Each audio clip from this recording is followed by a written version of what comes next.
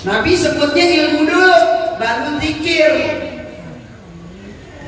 Wah, kalau zikir demen, giliran taklim kagak demen, nggak bisa. Ahli ilmu, orang alim, ame orang ahli ibadah itu derajatnya lebih tinggi orang alim. Nah, artinya tidurnya orang yang berilmu itu ditakutin sama setan.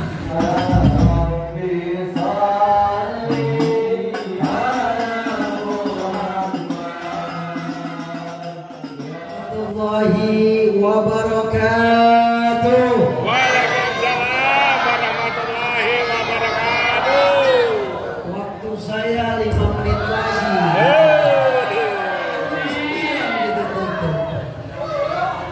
Datangnya tahu.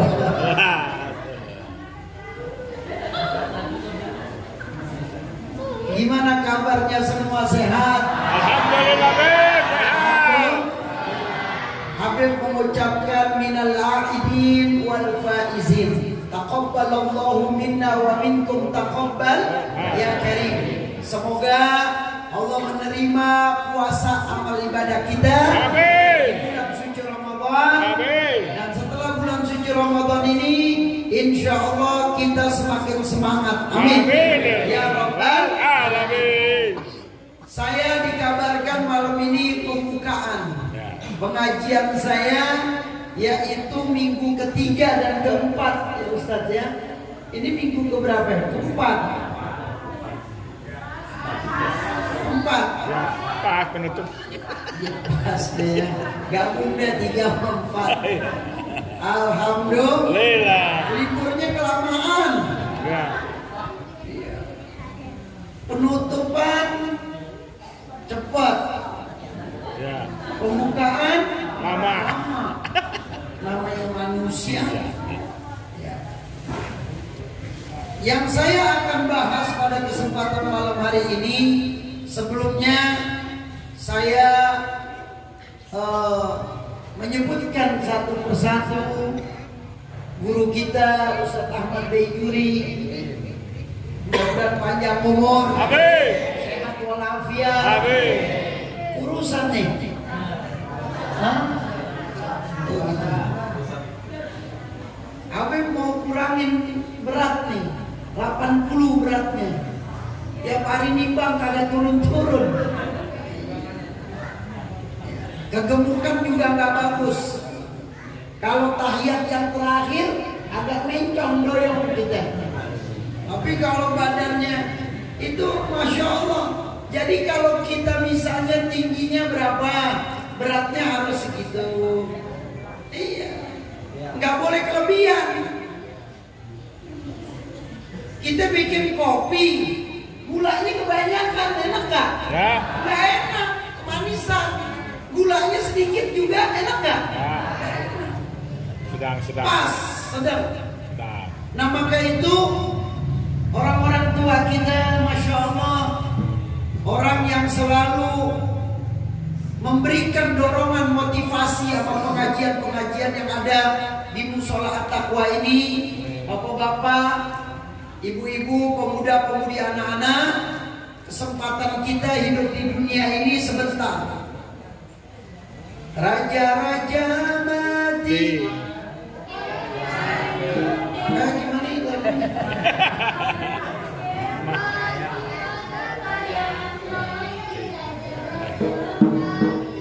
Orang kaya mati. Rakyat biasa mati, semuanya mati.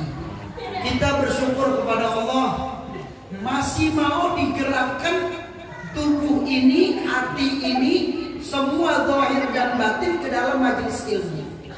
Enggak bakal orang yang pernah duduk di dalam majelis ilmu, dia enggak bakal masuk ke dalam neraka. Enggak bakal. Bagaimana dia mau masuk ke dalam neraka? Sedangkan Nabi udah bilang, idza marartum bi riyadil jannah farta'u. Kalau kamu lewat taman surga, mampir. Sahabat tanya, ma hiya riyadil jannah? Apa itu taman surga? Jadi di dunia ini ada taman surga. Bukan taman ini aja tuh, geraha.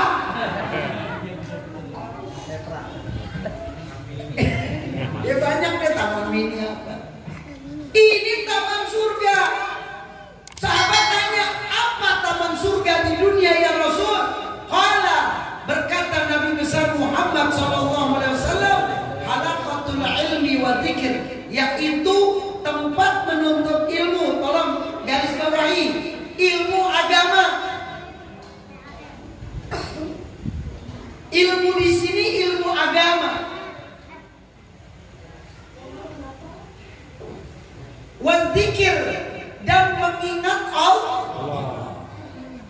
Nabi sebutnya ilmu dulu, baru zikir.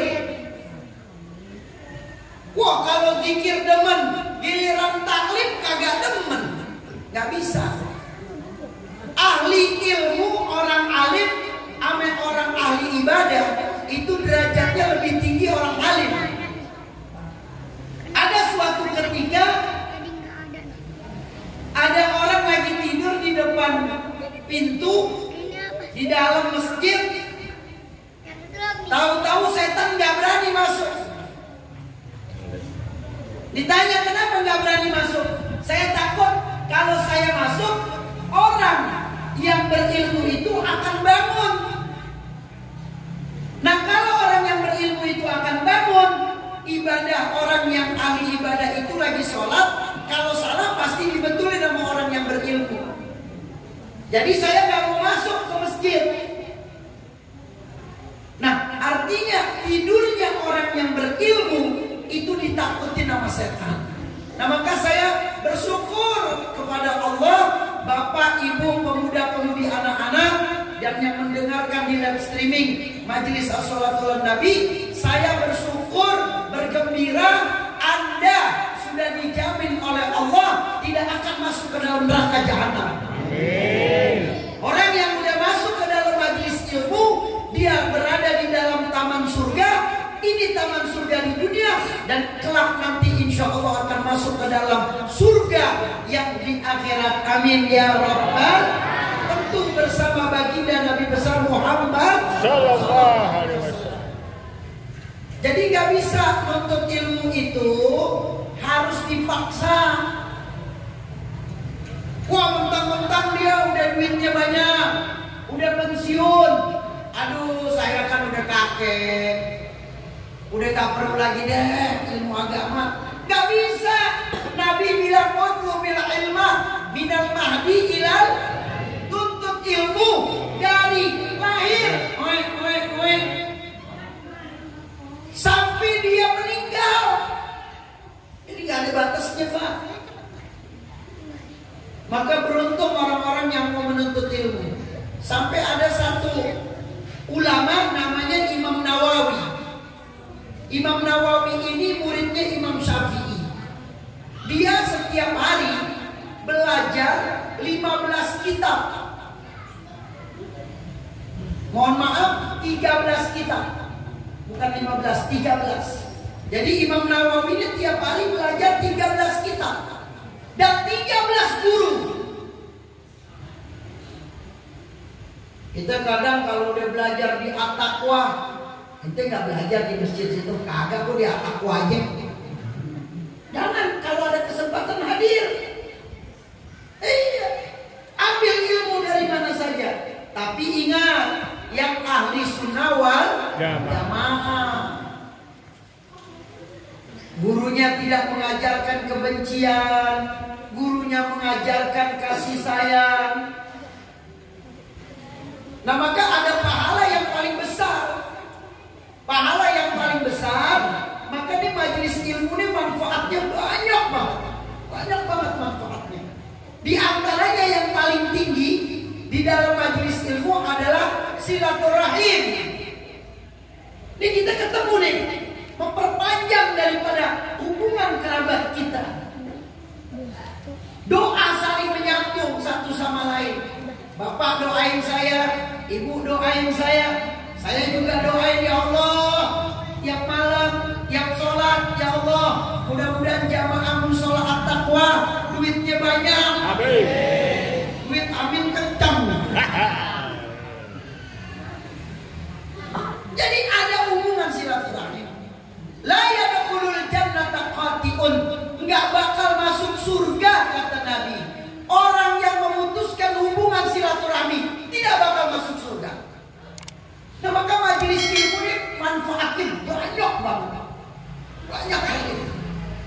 ketika COVID-19 melanda kita, melanda negara kita dan seluruh dunia, majelis taklim semua tutup.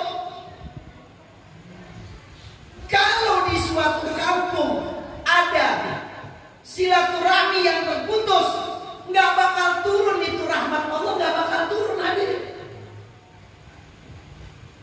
Tuh kampung itu semua nggak dapat kasih sayang Allah. Apalagi ada yang dengar bulan bin bulan berantem, ada diemin aja. Bukan urusan gue, biarin aja dia berantem. Wah, itu bahaya. Anda nggak mau pisahin, atau paling sedikit doain aja, ya Allah, itu bulan bin bulan tetangga berantem ribut. Kalau saya nggak bisa ya Allah mendamaikan, tolong ya Allah berikan keduanya hidayah, berikan keduanya petunjuk agar dia mau menyambung lagi silaturahim. Apalagi adik sama kakak, nggak bakal turun rahmat, kasih sayang Allah nggak bakal turun. Nah, jadi hati-hati.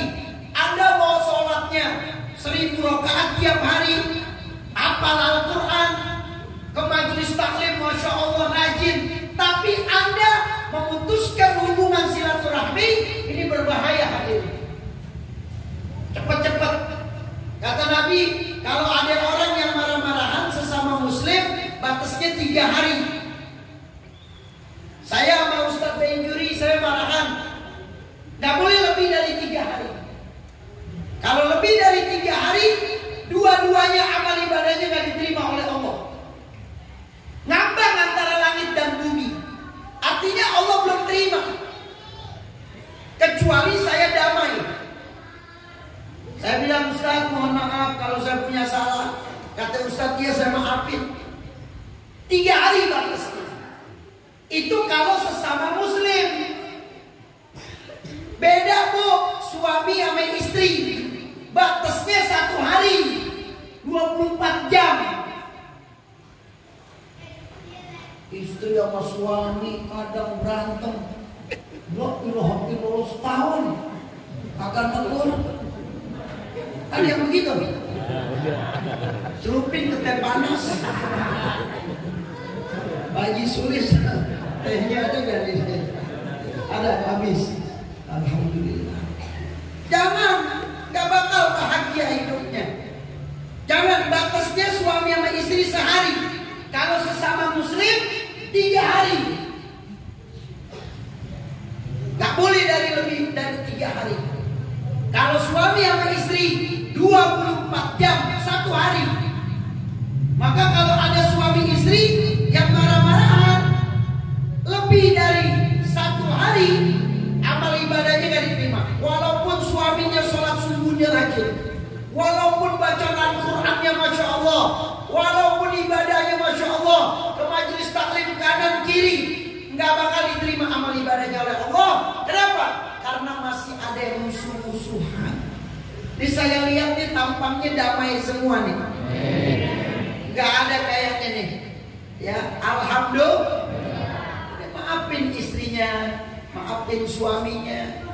Kalau dia udah minta maaf, udah, suami saya dikit-dikit minta maaf, ntar berbuat lagi, minta maaf berbuat lagi. Dia tanggung jawab di hadapan Allah. Yang berhak membalas daripada kejahatan manusia siapa? Allah, bukan kita. Dia minta maaf, walaupun dia gak minta maaf. Dia bilang, Neng maafin abang ya. Iya bang, sebelum abang minta maaf juga saya sudah maafin abang. Tersentuh hatinya, nangis depan istrinya. Tapi ada gak yang suami zaman sekarang kayak begitu? Gak ada, boro-boro. Depan istrinya doang nangis, belakang begitu lagi. Doain aja bu, suami bu ya, jangan dimarahin terus. Kadang suami didiemin berhari-hari, ya. Gak dimasakin, pulang diberemutin. Seorang istri yang dia bermuka mesem depan suaminya, ini bahaya hadirin. Tahu mesem nggak? Cemberut.